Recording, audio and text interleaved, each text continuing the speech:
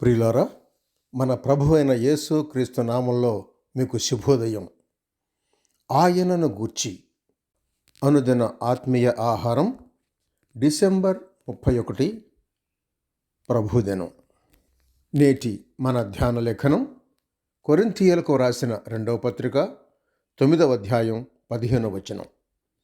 చెప్పశక్యము కాని ఆయన వరమును గూర్చి దేవునికి స్తోత్రములు. వ్యాఖ్యాన అంశం: చెప్పశక్యము కాని దేవుని వరం, 4వ భాగం. వ్యాఖ్యానాంశం: చెప్పశక్యము కాని దేవుని వరం, 4వ భాగం.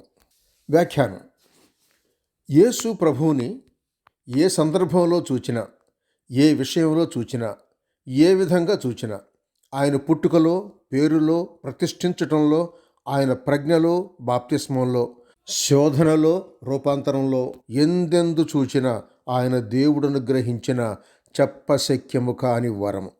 ఈ లోకంలో ఆయన స్థితి చూడగా ఆయన నిరుపేద. నిజమే, పేద కన్య అయిన మరియమ్మ యందు ఉద్భవించినవాడు, పశుల పాకలోనున్న పశుల తొట్టిలో పండుకున్నవాడు, స్వంతానికి ఏమీ లేనివాడు. ధనవంతుడైన ఆయన మనలను ధనవంతులుగా చేయటానికే దరిద్రుడయ్యాడు.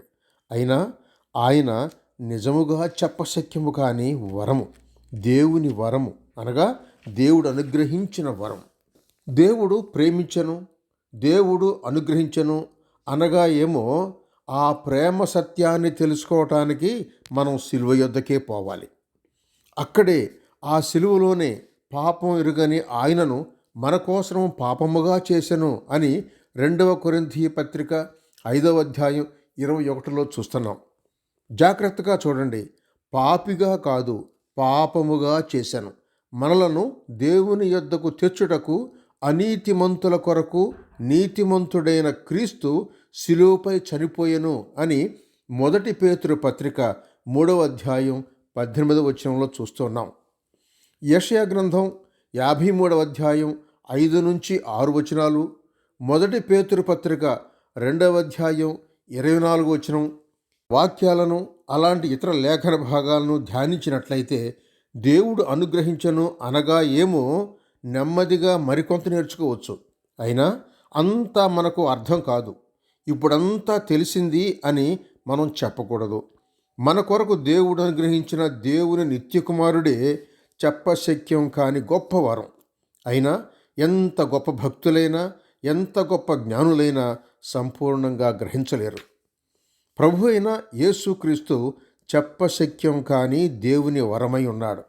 ఎందుకంటే విశ్వసించిన వారికి ఈ వరంలోనే దేవుడు ఇవ్వదలచినదంతా ఇస్తూ ఉన్నాడు. పునరుద్ధానంలో మృతుల్లో నుండి లేపబడిన ఆయనను దేవుడు తన వారసునిగా చేశాడు.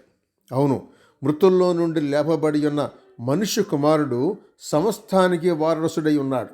అంత మాత్రమే కాదు, దేవుని కుమారుని యందు విశ్వసించి ఉన్న మనం దేవుని వారసులమై ఉన్నాం. సమస్తం మనవే, మనవైతే క్రీస్తు వారం. ఇప్పుడే విశ్వాసులమైన మనం ఇలా పాడగలం: మన ప్రభు అయిన యేసు క్రీస్తు తండ్రి అయిన దేవుడు స్తుతింపబడునుగాక. ఆయన క్రీస్తునందు పరలోక విషయములలో ఆత్మ సంబంధమైన ప్రతి ఆశీర్వాదమును మనకు అనుగ్రహించను అని.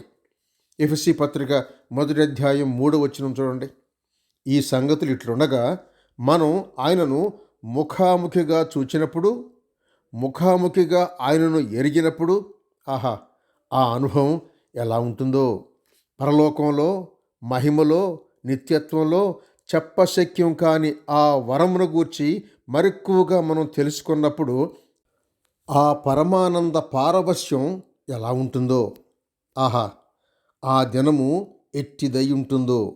ఆ శ్రేష్టమైన సమయం కోసం, ప్రకాశమానమైన వేకువ చుక్క ప్రత్యక్షత కోసం మనం అపేక్షిస్తూ ఆనంద హృదయాలతో దేవుణ్ణి ఆరాధింతుముగాక. చెప్పశక్యము కాని ఆయన వరమును బట్టి దేవునికి స్తోత్రములు. సహోదరుడు ఎం. డేవిడ్సన్ జంపని. శుభములతో వందనాలు.